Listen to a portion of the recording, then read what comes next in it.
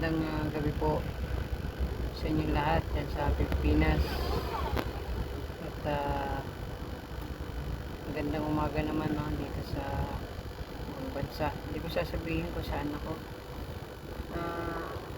Tungkol ito sa pagkaka-aresto sa ating mahal na dating Pangulong Duterte. Mahirap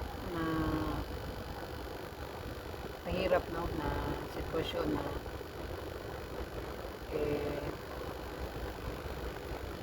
yung bagay na yon, alam na natin na siya talagang inabangan doon sa airport, sa Davao, pati sa NAIA, yung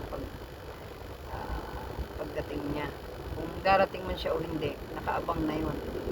Nagtataka tayo kung bakit gusto niyang bumalik. Na alam naman niya na inaabangan siya ng mga pulis sa Pilipinas. Kasama doon yung taga-airport at ICC. Nagtataka lang tayo kung bakit bumalik pa siya. So, ang tingin ko dito, dahil ang ating Pangulo ay ang dating Pangulo ay hindi siya ganun kaduwag, hindi siya gaya ng iba na nagtatago, gaya nga ng sinabi niya, hindi ako patago-tago, ate akong naging presidente ako, bakit siya patago-tago, So nakita natin na meron siyang leadership, yun ang kailangan natin, na isang leader, na meron talagang matatawag na bayag, matapang, Kaya nakita ko mas lalo ko siyang hinangaan. So ang nakita ko dito, ang prediction ko, madala man siya sa ibang bansa, sa Netherlands, the Netherlands, at lilitisin siya. At alam naman natin lahat na may sakit na siya. Kung bibigay man ng katawan niya, wag naman sana. Kung mangyari man ito, gaya ng nangyari sa panahon ni Pangulong Cory Aquino, na namatay sa sakit, kung sakaling mangyari man ulit, wag naman sana, dahil mahal ko ang ating Pangulo. Prediction lang naman ito, wala namang masama. Ay baka mangyari ulit, ang nasa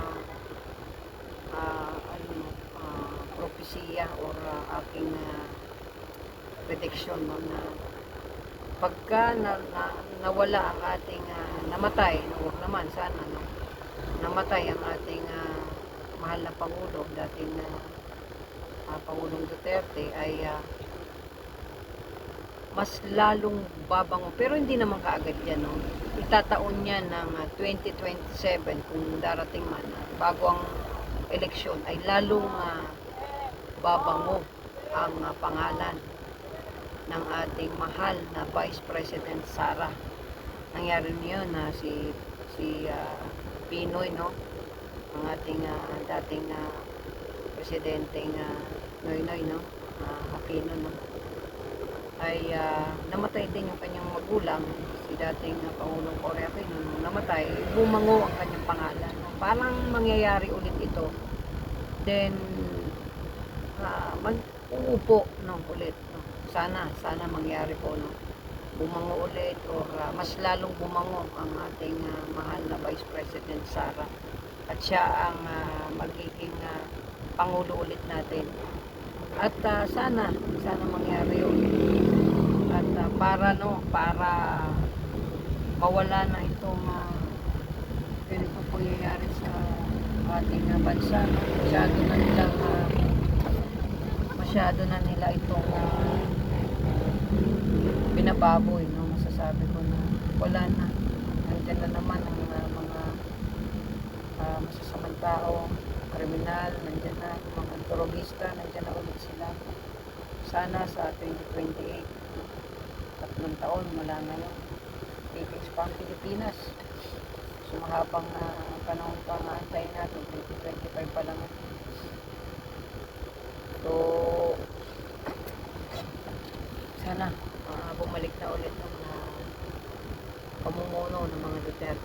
lang ang prediction ko, no, kaya ako gumawa ng video na to, no, na nakikita ko na magagaya ito sa dati pong nangyari na, no. Hindi man babalik ang aking isang propesiya na ah, ah, meron kasi akong naisip noon na sa 2028 kung hindi nakulong or hindi naaresto ang ating mahal na Pangulong Duterte, ay mangyayari parang sa Amerika, no, magte-take two administration yung ating mahal na Pangulong Duterte sana, no, sa 2028 kung hindi siya masasawit, no.